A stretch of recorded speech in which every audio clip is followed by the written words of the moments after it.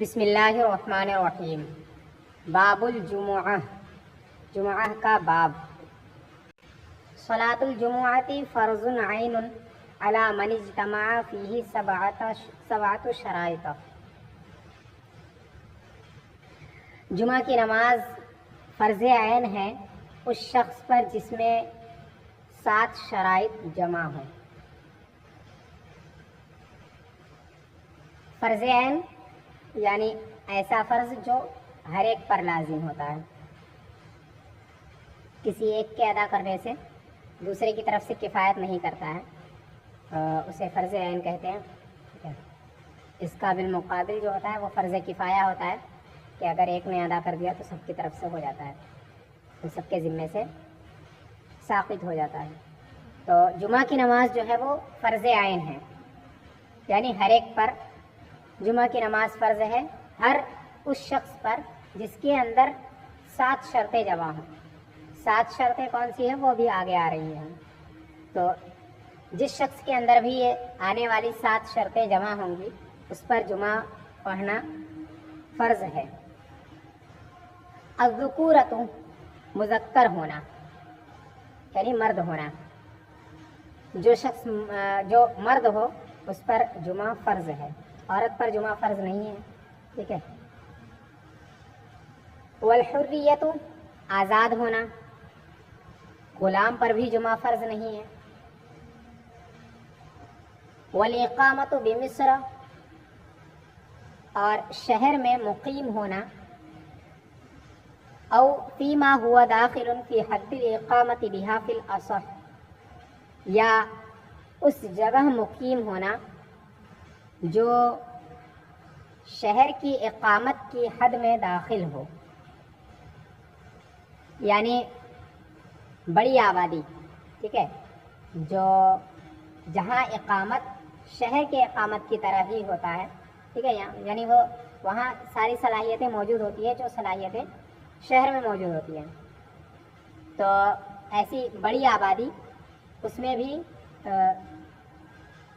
رہنے والے پر جمعہ فرض ہے، ٹھیک ہے۔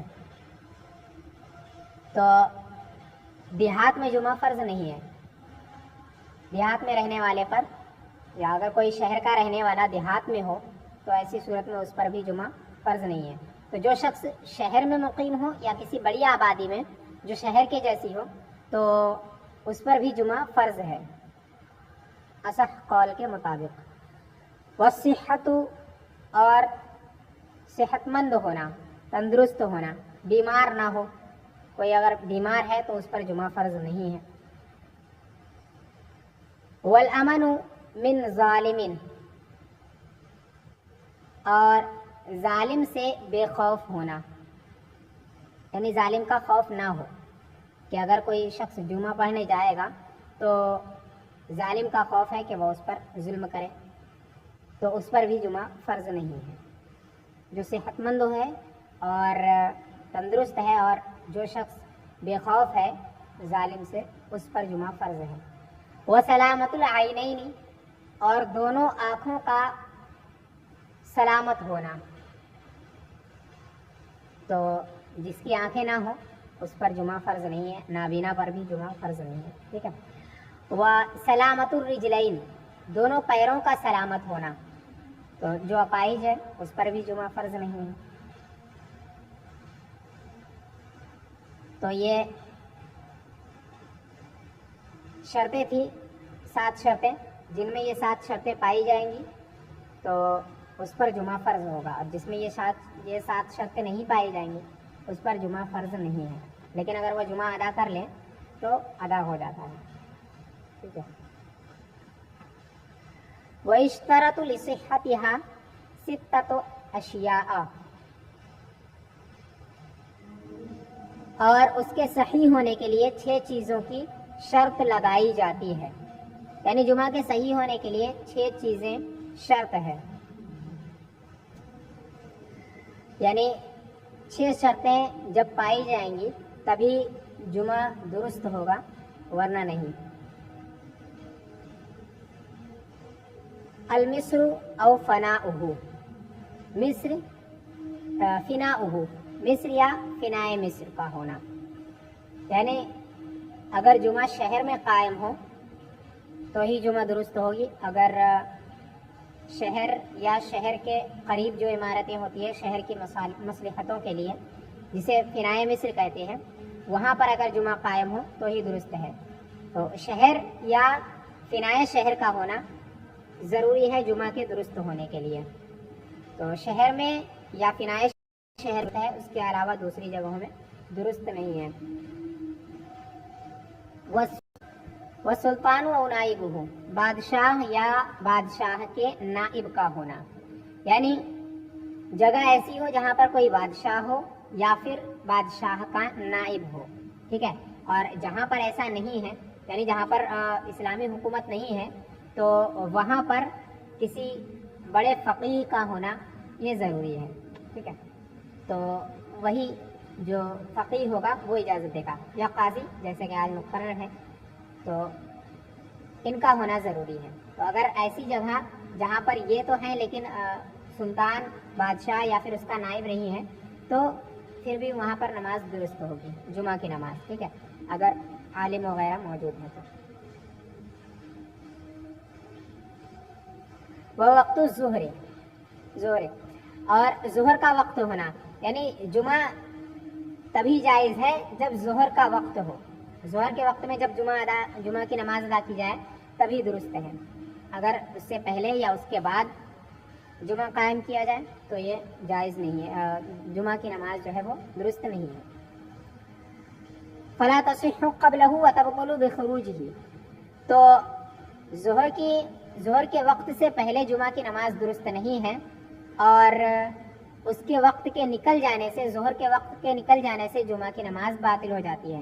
यानी अगर जुमा की नमाज ज़ुहर के वक्त होने से पहले, यानी ज़वाल से पहले अगर जुमा की नमाज अदा कर ली गई तो ऐसी सूरत में जुमा की नमाज दुरुस्त नहीं होगी, ठीक है। और अगर जुमा ज़ुहर के वक्त के निकल जाने के बाद जुमा की नमाज कायम की गई तो ऐसी सूरत में जुमा की नमाज बातिल हो जाएगी। या फिर जुमा की नमाज हो रही थी, इतने में ज़ुहर का वक्त निकल गया तो ऐसी सूरत में भी जुमा की नमाज जो है वो बातिल हो जाएगी। वल खुतबतु क़ब्लहा बिक़स्दिहा फ़ी वक़्तिहा, और जुमा से पहले जुमा के इरादे से, या ये ज़मीर खुतबे की तरफ भी लौट सकती है कि खुतबे के इरादे से, जुमा से पहले खुतबे के इरादे से या जुमा के इरादे से ही खुतबा देना ये शर्त है जुमा के ही वक्त में, ठीक है। यानी जुमा के दिन जुमा कायम करने से पहले खुतबा देना शर्त है, और खुतबा ऐसे नहीं कि मतलब बगैर इस इरादे के, या खुतबे का इरादा नहीं किया था, ठीक है, या फिर खुतबे का इरादा किया था लेकिन जुमा के खुतबे का इरादा नहीं किया था, तो इस तरह दुरुस्त नहीं है, ठीक है। खुतबे का जुमा से पहले होना और उसके अंदर इरादा होना खुतबा देने का, और जुमा के खुतबे का इरादा होना ये शर्त है। व हुज़ूरु अहदिन लिसमाइहा मिम्मन तनअक़िदु बिहिल जुमुअतु, और किसी ऐसे शख्स का हाजिर होना उसको सुनने के लिए जिससे जुमा की नमाज कायम हो जाती है, जिससे जुमा मुनाक़िद हो जाता है।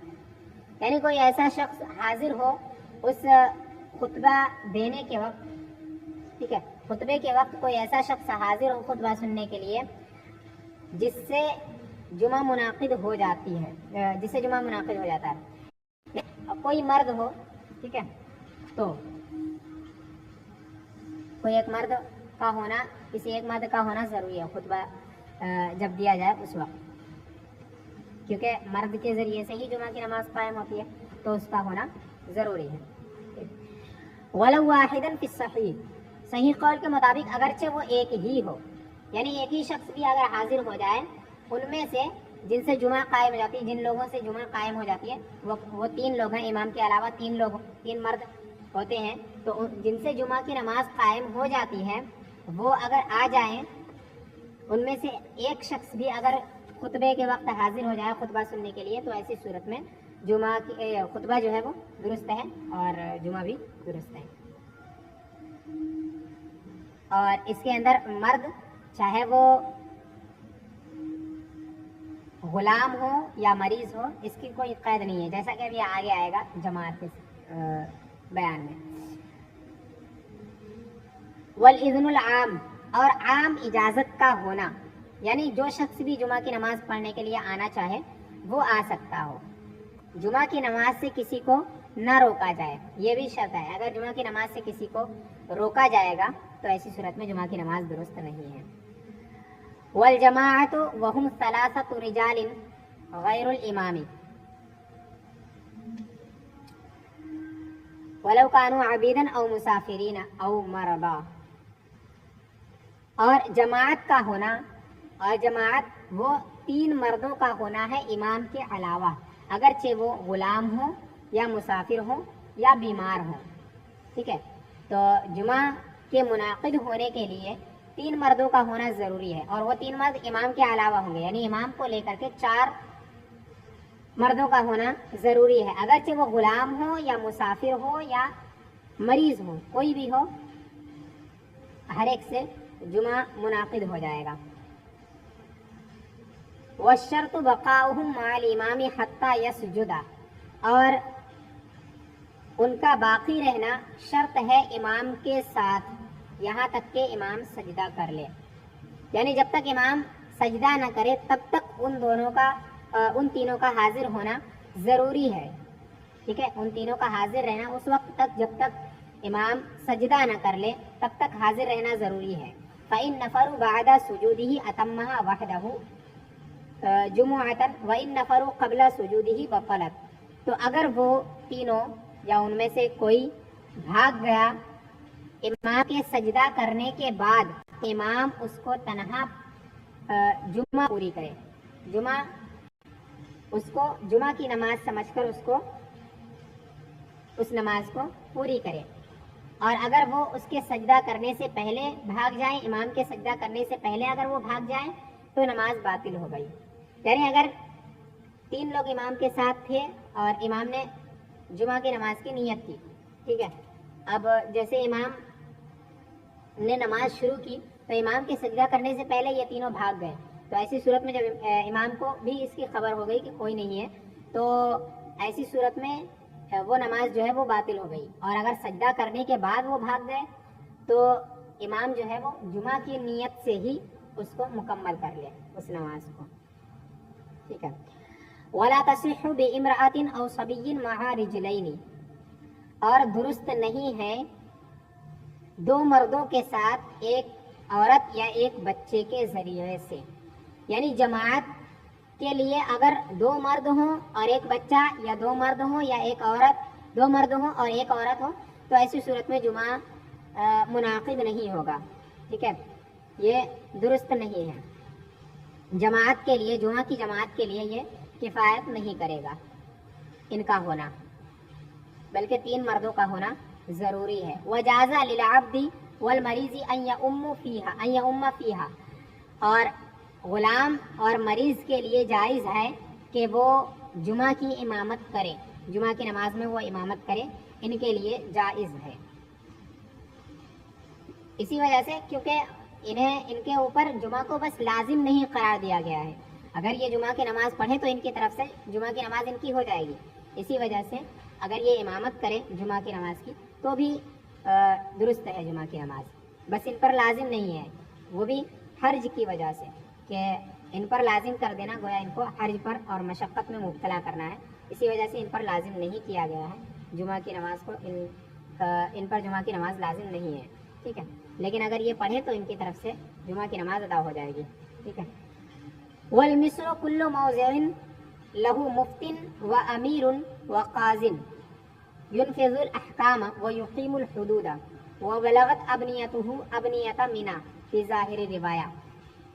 اور شہر ہر وہ جگہ ہے جہاں کوئی مفتی اور کوئی امیر اور کوئی قاضی ہو جو احکام کو نافذ کرے، وَيُقِيمُ الْحُدُودَ، اور حدوں کو جاری کرے، حدوں کو قائم کرے، وَبَلَغَتْ أَبْنِيَتُهُ أَبْنِيَةَ مِنَا، اور اس کی عمارتیں، اس جگہ کی، اس شہر کی عمارتیں منا کی عمارتوں کو پہنچی ہوئی ہو، فی ظاہر روایہ، ظاہر روایہ قول کے مطابق. یعنی شہر اس جگہ کو کہتے ہیں جہاں پر کوئی امیر ہو، کوئی قاضی ہو اور کوئی مفتی ہو، ٹھیک ہے، جن کی وجہ سے، جن تینوں کی وجہ سے احکام کو نافذ کیا جاتا ہو، کیونکہ مفتی جو ہے وہ فتویٰ دے گا، ٹھیک ہے، اور قاضی جو ہے وہ اس کا نفاذ کرے گا، اور امیر جو ہے وہ اس کے نفاذ کا حکم دے گا، جو امیر ہوگا، ٹھیک ہے۔ تو ان تینوں کا ہونا ضروری ہے شہر ہونے کے لیے کسی جگہ کے، اور حدود یعنی جو سزائیں وغیرہ ہوتی ہیں ان کو قاضی جو ہے وہ سزاؤں وغیرہ کو نافذ کرے، ٹھیک ہے۔ تو ایسی جگہ جہاں پر کوئی مفتی اور کوئی امیر اور کوئی قاضی ہو، اس جگہ کو شہر کہا جائے گا، اور وہ جگہ ایسی ہو کہ اس میں ایسی عمارتیں ہوں جو عمارتیں مینا کی عمارتوں کے برابر ہوں، یعنی مینا میں جتنی عمارتیں ہیں اتنی عمارتیں، اس کی مقدار عمارتیں اس شہر میں بھی ہوں، ٹھیک ہے۔ تو ایسی صورت میں اس کو شہر مانا جائے گا، اس جگہ کو۔ وَإِذَا كَانَ الْقَاضِي أَوِ الْأَمِيرُ مُفْتِيًا أَغْنَى عَنِ التَّعْدَادِ، اور قاضی یا امیر جب مفتی ہوں تو تعداد سے بے نیاز ہیں، تو وہ تعداد سے بے نیاز ہوں گے، یعنی قاضی جب قاضی مفتی ہو تو ایسی صورت میں ایک الگ سے کسی مفتی کی ضرورت نہیں ہے، ایسے ہی امیر اگر مفتی ہو تو الگ سے کسی مفتی کی کوئی ضرورت نہیں ہے، ٹھیک ہے۔ تو یہی کہا، تعداد مطلب تینوں کا ہونا ضروری نہیں ہے، اگر امیر یا قاضی مفتی ہیں تو یہی اس کا نفاذ کر سکتے ہیں، یہ ان کا ہونا ہی اس جگہ کے شہر ہونے کے لیے کافی ہے، الگ سے کسی مفتی کا ہونا ضروری نہیں ہے۔ وجازت الجمعۃ بمنی فی الموسم للخلیفہ او امیر الحجاز، اور جمعہ کی نماز جائز ہے، درست ہے مینا میں حج کے موسم میں خلیفہ یا امیر حجاز کے لیے، یعنی مینا جو ہے وہ اصل میں شہر نہیں ہے، شہر کے حکم میں بھی مینا نہیں ہے، لیکن حج کے موسم میں وہاں پر جب مینا میں حجاج رہتے ہیں تو ایسی صورت میں وہاں پر اگر جمعہ پڑ جائے تو اس صورت میں وہاں جمعہ کی نماز ادا کی جائے گی، کیونکہ اس وقت مینا جو ہے وہ شہر کے حکم میں آ جاتا ہے، ٹھیک ہے۔ تو حج کے موسم میں وہاں پر جمعہ کی نماز درست ہے۔ وصح الاقتصار في الخطبة على نحو تسبيحة أو تحميدة مع الكراهة، اور اقتصار خطبے میں درست ہے ایک تسبیح یا تحمید کی مقدار کراہت کے ساتھ، یعنی خطبہ اگر اتنا مختصر کر دیا کہ اس میں صرف ایک تسبیح پڑھی یا صرف تحمید ایک مرتبہ کی، تو ایسی صورت میں خطبہ تو ہو جائے گا لیکن مکروہ ہے ایسا کرنا، ٹھیک ہے۔ وسنن الخطبۃ 18 شیئا، اور خطبہ کی سنتیں 18 چیزیں ہیں، یعنی خطبہ کے لیے 18 چیزیں سنت ہیں۔ الطہارۃ، طہارت کا ہونا یعنی پاکی، جس طرح نماز کے لیے پاکی ضروری ہے ویسے ہی طہارت کے لیے بھی باوضو ہونا، ٹھیک ہے۔ اور وستر العورت، اور عورت کا چھپانا، یعنی ستر جو ہے وہ خطبہ دینے والے کا اپنے ستر کو چھپانا۔ والجلوس علی المنبر قبل الشروع فی الخطبۃ، خطبے کے شروع کرنے سے پہلے ممبر پر بیٹھنا یہ بھی سنت ہے۔ والاذان بین یدیہ کالاقامۃ، اور اذان امام کے سامنے ہونا اقامت کی طرح، جس طرح اقامت امام کے سامنے ہوتی ہے ویسے ہی اذان بھی امام کے سامنے ہو، یہ بھی سنت ہے۔ والسیف بیسارہ متکئا علیہ فی کل بلدۃ فتحت عن وطن، اور بائیں ہاتھ میں تلوار کا ہونا جس پر وہ ٹیک لگائے ہو ہر اس شہر میں جس کو غلبے کے ذریعے فتح کیا گیا ہو، یعنی ایسا شہر جہاں پر مسلمانوں نے فتح حاصل کی ہو غلبے کے ذریعے سے. تو ایسے شہر میں بائیں ہاتھ تلوار کا ہونا، تلوار پکڑے رہے، خطبہ دیتے وقت خطیب بائیں ہاتھ میں تلوار لیے رہے اور اس پر ٹیک لگائے رہے. ٹھیک ہے. وَبِدُونِهِ فِي بَلْدَةٍ فُتِحَتْ صُلْحًا، اور اس کے بغیر اس شہر میں جس کو صلح کے ذریعے سے فتح کیا گیا ہو، یعنی وہ شہر جس میں غلبے کے ذریعے سے نہیں بلکہ صلح کے ذریعے سے جس شہر کو فتح کیا گیا ہے، اس شہر میں تلوار کا نہ پکڑنا، یہ سنت ہے. وَإِسْتِقْبَالُ الْقَوْمِ بِوَجْهِهِ، اور لوگوں کی طرف متوجہ ہونا اور لوگوں کا امام کی طرف متوجہ ہونا، دونوں سنت ہے. ٹھیک ہے. لوگوں کا امام کی طرف متوجہ ہونا اور امام کا لوگوں کی طرف متوجہ ہونا.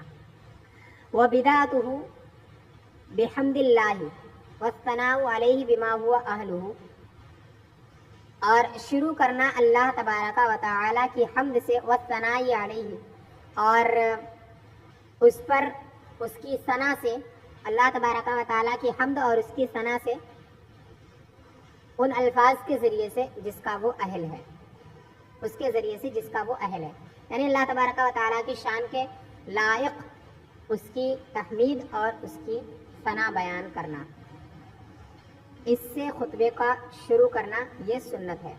والشہادتان، اور شہادتین پڑھنا. اچھا، یہ وَبِدَاتُ بِحَمْدِ اللَّهِ، اور اللہ کی حمد سے خطبے کا شروع کرنا. وَالثَّنَاءُ عَلَيْهِ، یہ الگ عبارت ہے، اس کا عطف ہے اس پر، وَبِدَاتُهُ پر.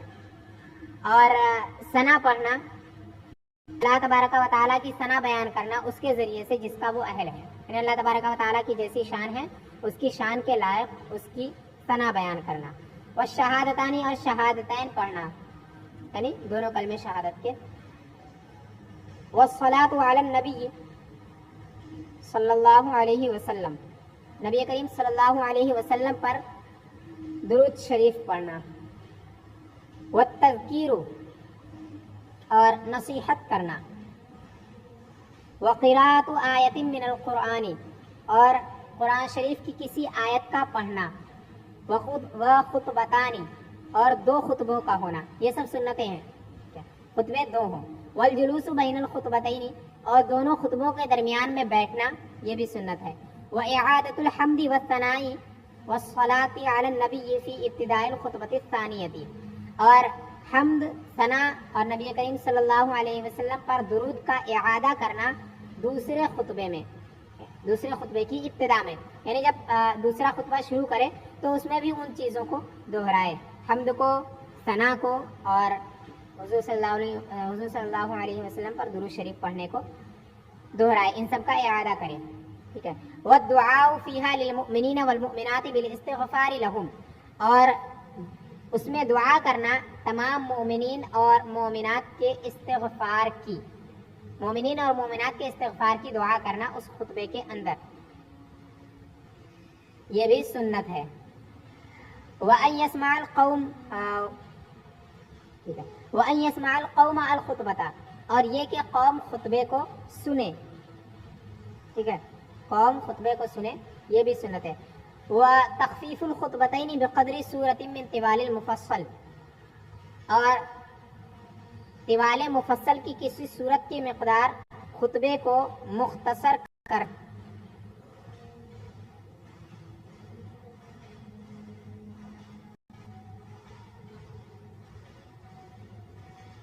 سورہ حجرات سے لے کر کے سورہ بروج تک جو صورتیں ہیں ان کو طوال مفصل میں شمار کیا جاتا ہے.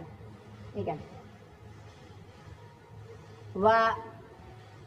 وَيُكْرَهُ التَّطْوِيلُ، اور زیادہ لمبا کرنا مکروہ ہے، یعنی خطبے کو زیادہ لمبا کر دینا یہ مکروہ ہے.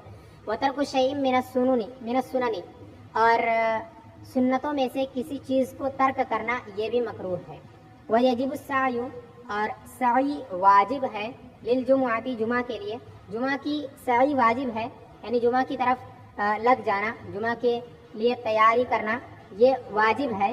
وَتَرْكُ الْبَيْعِ بِالْأَذَانِ الْأَوَّلِ فِي الْأَصَحِّ، اور بیع کو ترک کر دینا یعنی خرید و فروخت کو ترک کر دینا اذان اول کے ذریعے سے اصح قول کے مطابق، یعنی جب پہلی اذان ہو اسی وقت اصح قول یہ ہے کہ اسی وقت سے جمعہ کی تیاری میں لگ جائے اور خرید و فروخت وغیرہ کو ترک کر دیں۔ وَإِذَا خَرَجَ الْإِمَامُ فَلَا صَلَاةَ وَلَا كَلَامَ وَلَا يَرُدُّ سَلَامًا وَلَا يُشَمِّتُ عَاطِسًا حَتَّى يَفْرُغَ مِنْ صَلَاتِهِ، اور جب امام نکل آئے یعنی خطبہ دینے کے لیے جب امام نکل آئے تو نہ ہی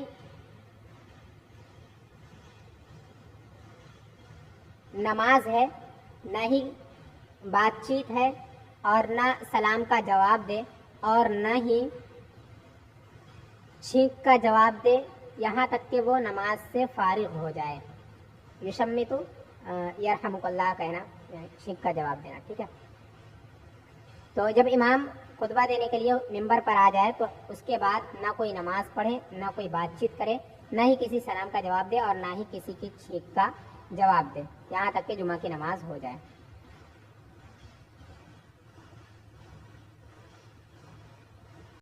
وَكُرِهَ لِحَاضِرِ الْخُطْبَةِ الْأَكْلُ وَالشُّرْبُ وَالْعَبَثُ وَالْإِلْتِفَاتُ۔ العبث کا معنی ہوتا ہے بے فائدہ کام کرنا، کھیل کود کرنا یا مذاق وغیرہ کرنا، اور التفات کا معنی ہوتا ہے بے توجہ ہونا، ادھر ادھر دیکھنا۔ خطبے کے حاضر کے لیے یعنی خطبہ سننے کے لیے جو حاضر ہو اس کے لیے، خطبے کے حاضرین کے لیے یا حاضر کے لیے کھانا پینا اور کھیل کود کرنا اور بے توجہ ہونا مکروہ ہے، اور یہ سب کراہت تحریمی میں ہے۔ یعنی جب جو شخص خطبہ سن رہا ہو اس کے لیے کھانا پینا اور کھیل کود میں لگنا اور ایسے ہی بے توجہ ہونا، یہ سب کے سب مکروہ ہے، بلکہ اس وقت ان سب کاموں کو چھوڑ کر کے امام خطیب کو بالکل توجہ کے ساتھ خطیب کو سنیں۔ وَلَا يُسَلِّمُ الْخَطِيبُ عَلَى الْقَوْمِ إِذَا اسْتَوَىٰ عَلَى الْمِنبَرِ، اور خطیب سلام نہیں کرے گا قوم کو جب وہ ممبر پر کھڑا ہو جائے، یعنی خطیب جب ممبر پر آ جائے تو اس وقت وہ قوم کو یعنی حاضرین جمعہ کو یا حاضرین خطبہ کو سلام نہیں کرے گا، ٹھیک ہے۔ وَكُرِهَ الْخُرُوجُ مِنَ الْمِصْرِ بَعْدَ النِّدَاءِ مَا لَمْ يُصَلِّ، اور مکروہ ہے شہر سے نکلنا اذان کے بعد جب تک کہ وہ نماز نہ پڑھ لے، یعنی جو شخص شہر میں مقیم ہے تو اس کے اوپر جمعہ فرض ہے، اب جمعہ کی اذان ہونے کے بعد اس کا اس شہر سے نکلنا یہ درست نہیں ہے جب تک کہ وہ جمعہ کی نماز ادا نہ کر لے۔